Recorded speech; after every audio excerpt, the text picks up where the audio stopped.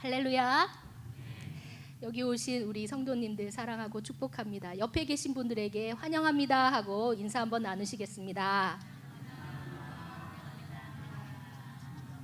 네, 우리 속담에 나간 사람 밥은 있어도 자는 사람 밥은 없다라는 말이 있습니다. 집에 나가서 가족을 위해서 열심히 일하고 돌아오는 남편이나 자식을 위해 우리 어머님들은 아랫목에 밥을 식지 않도록 이렇게 덮어두었습니다. 아침부터 이제 나가서 고생해서 또 돌아오는 가족을 위해 기다리는 그 사랑을 전했습니다. 그런데 집에서 밥 먹는 시간에 자는 자식들도 꼭 있습니다. 그래서 어머니들이 이런 말씀을 하셨습니다. 나간 자식 밥은 있어도 자는 자식 밥은 없다. 얼른 일어나 밥 먹어. 혹시 이런 얘기들 들어보셨나요? 네, 예전에 없는 살림에 자식 챙기느라 또 부모님 얼마나 수고가 많으셨습니까? 한거적으로 자리에 모여서 잘 이제 되기를 바라는 마음에서 부모님들 마음을 다 하셨던 것을 기억합니다. 우리 문화는 참 사람을 잘 챙기는 문화입니다. 함께 식사를 하고 또 함께 모여 이야기를 하고 서로 어려움을 나누었습니다. 이렇게 서로를 위로하고 격려하는 동네 문화가 있었습니다. 없는 사람도 잘 챙겼습니다. 그곳에 모이지 못하는 사람은 갖다 주라고 이렇게 음식도 싸주고 서로 챙기는 문화였습니다. 그런데 요새 보면 너무나 동네 친구가 없는 문화가 되어버린 것 같습니다. 그러다 보면서 이제 서로 소외된 사람들 누가 있는지도 잘 모르고 관심을 둘 여지가 없습니다.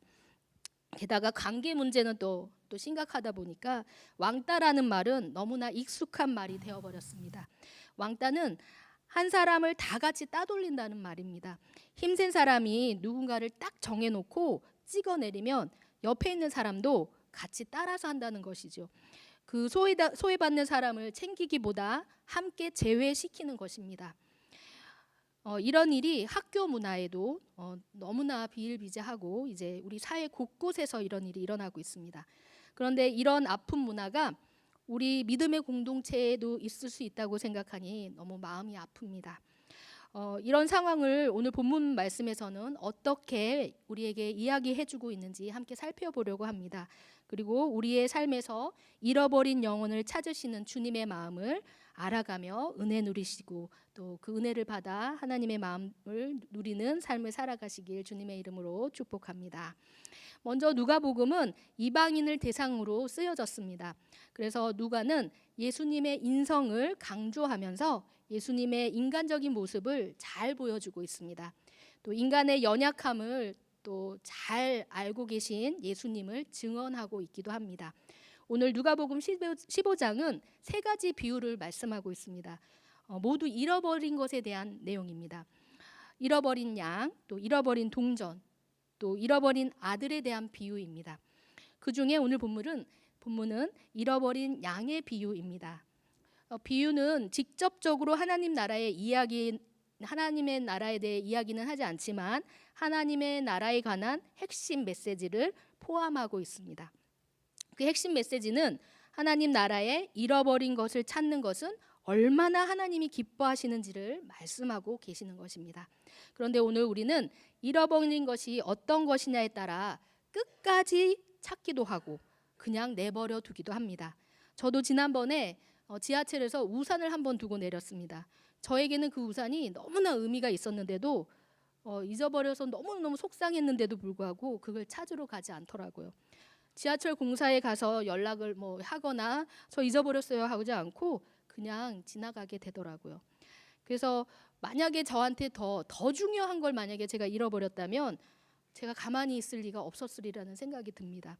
잃어버린 것에 대한 의미를 오늘 본문 말씀을 보면서 우리의 생각이 아닌 하나님의 마음을 알아가는 시간이 되길 기도합니다.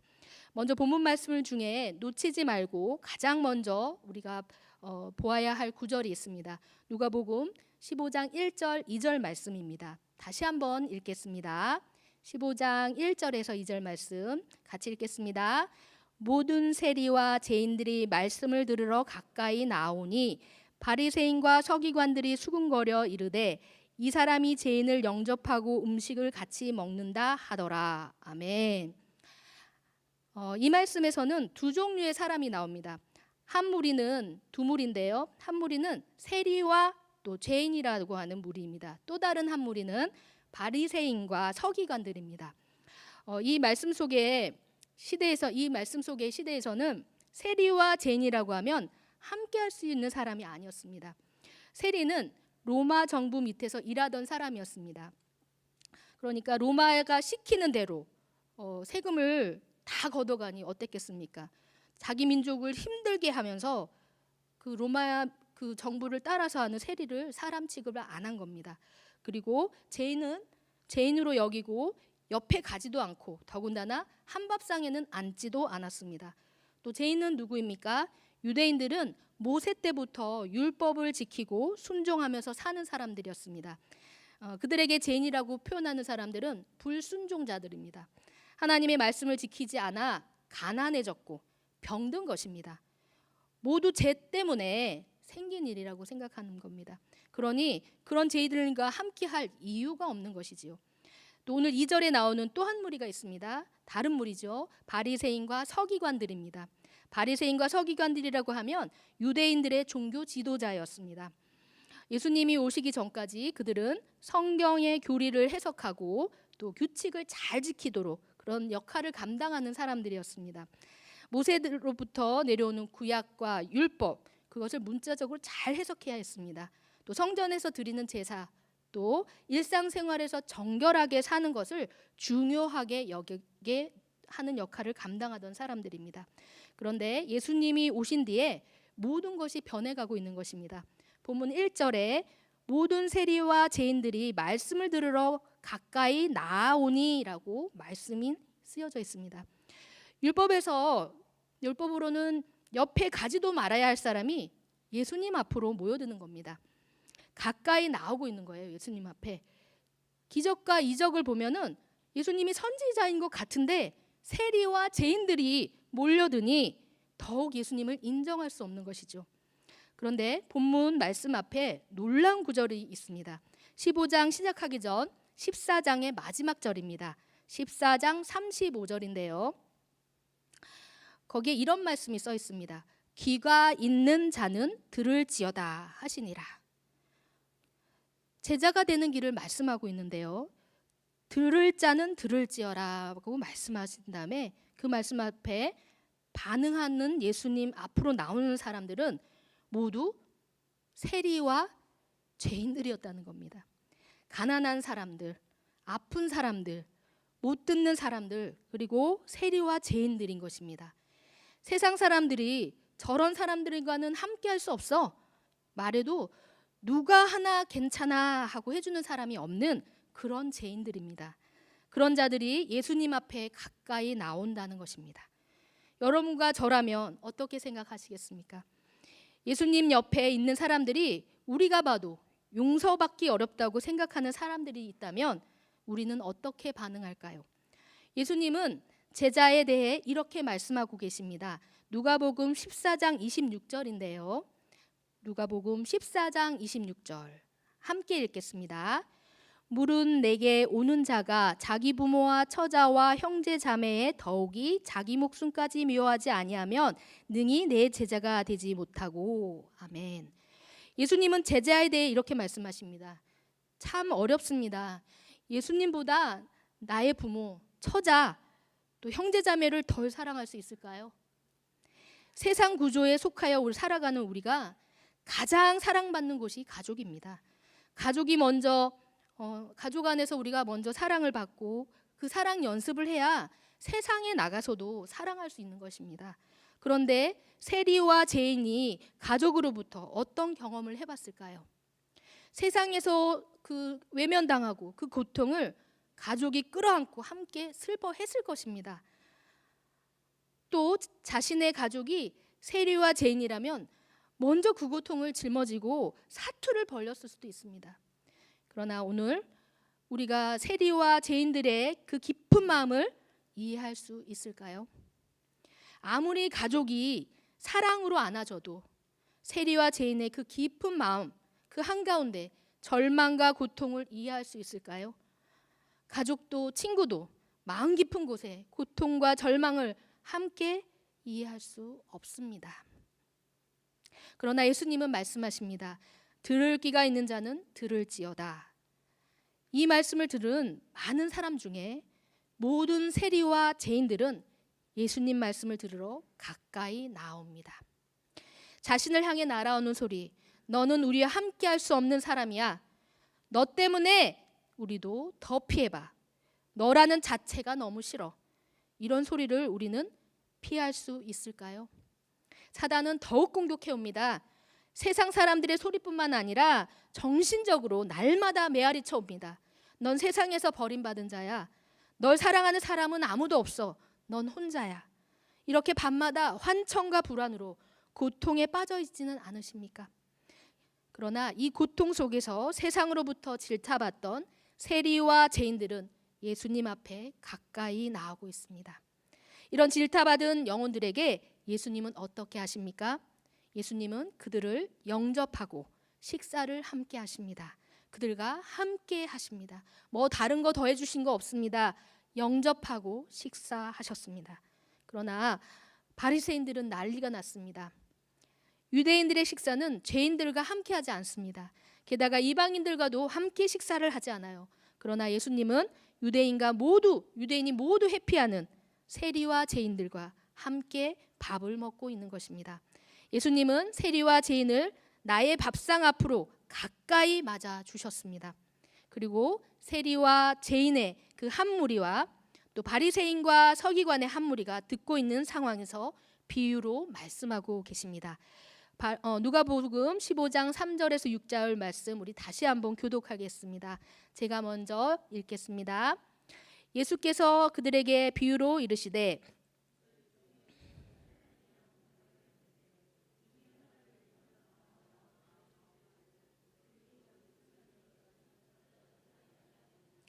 또 찾아낸즉 즐거워 어깨에 메고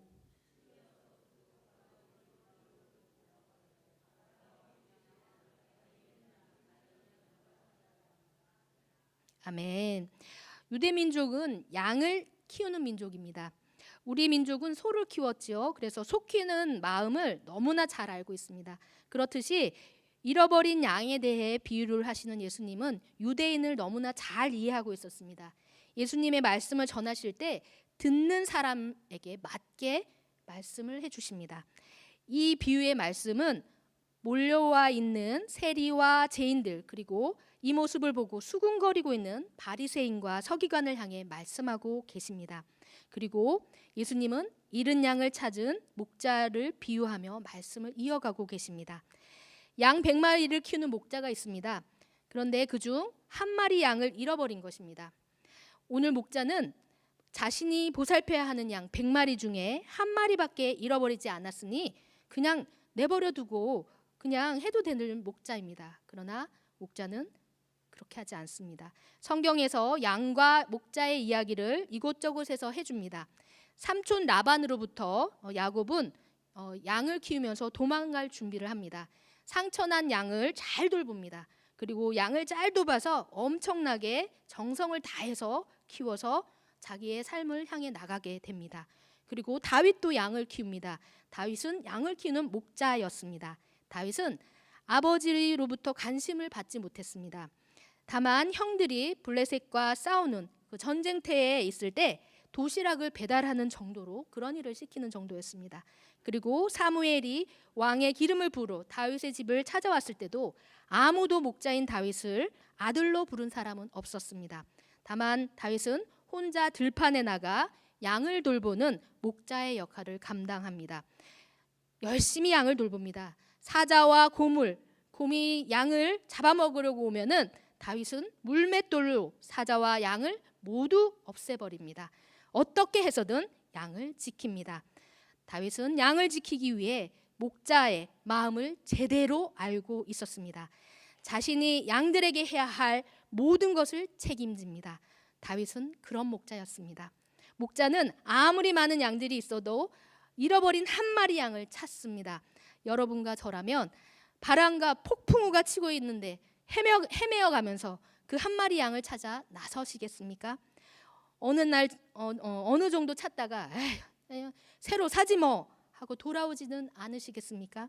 그러나 에스겔 34장 11절에서는 말씀하고 계십니다. 함께 읽겠습니다. 나 곧 내가 내 양을 찾고 찾되. 아멘. 하나님은 말씀하고 계십니다. 잃은 양을 찾기까지 목자는 찾아다닌다는 것입니다. 또 요한복음 10장 11절에서도 예수님은 말씀하고 계십니다. 함께 읽겠습니다. 나는 선한 목자라. 선한 목자는 양들을 위하여 목숨을 버리거니와. 아멘. 목자는 비바람이 불어도 눈보라가 쳐도 자신에게 맡겨진 양을 찾기 위해 산둥성이를 타고 올라갑니다.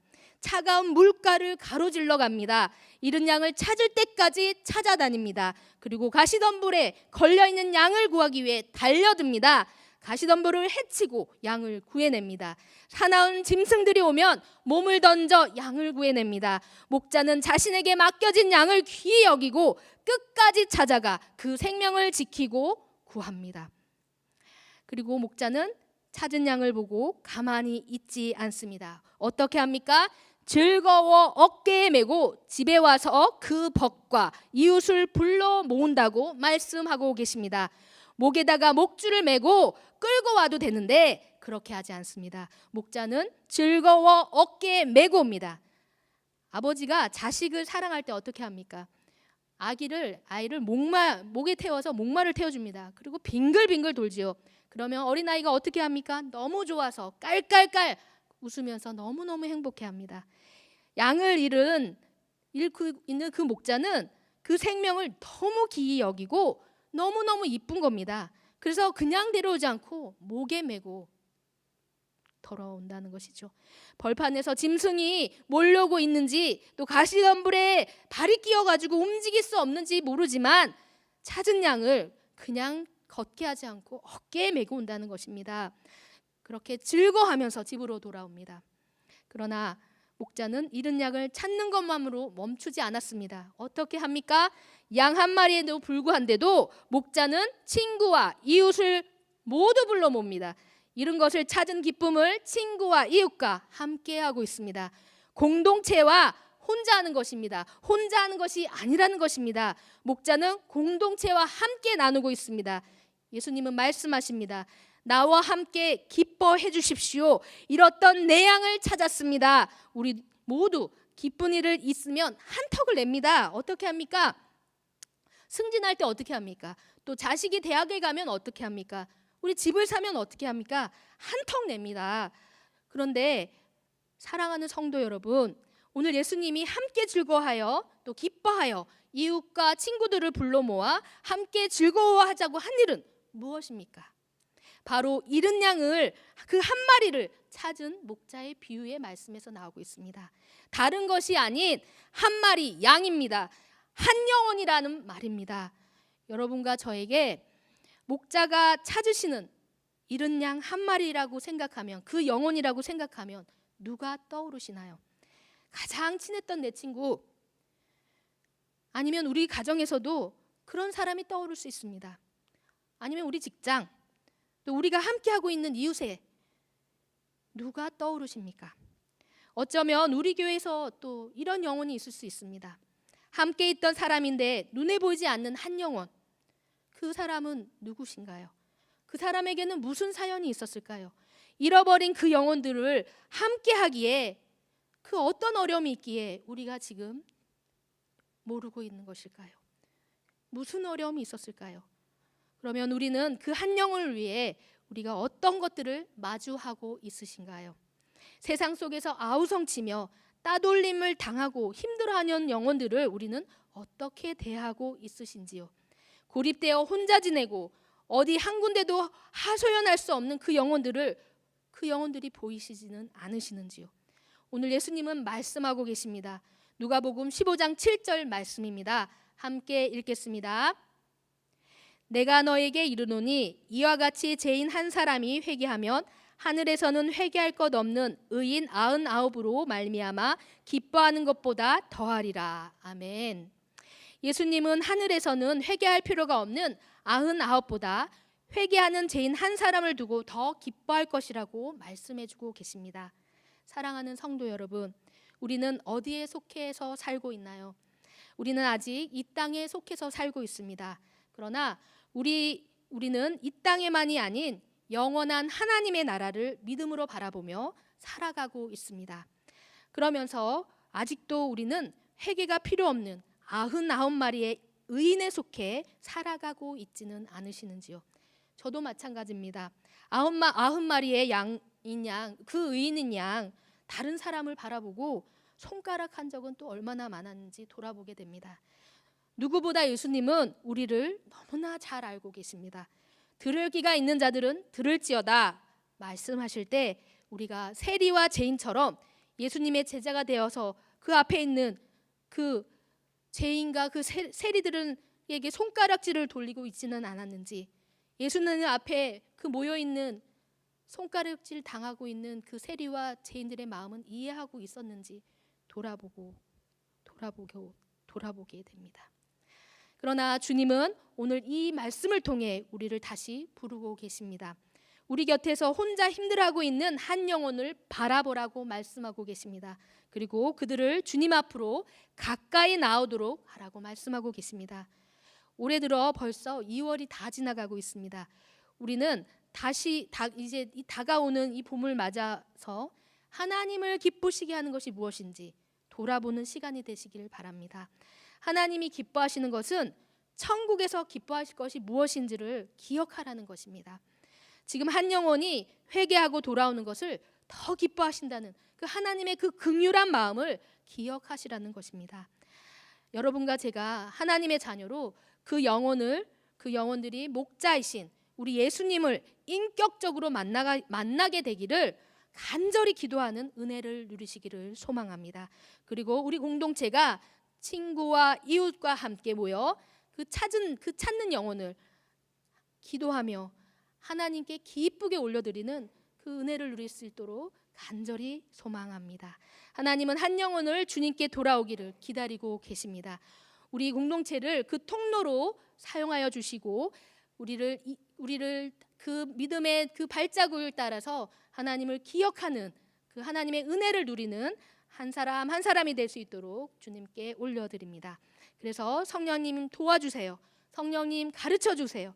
성령님의 도우심으로 예수님께 더 가까이 나가는 은혜를 누리시는 여러분과 제가 되길 주님의 이름으로 축복합니다.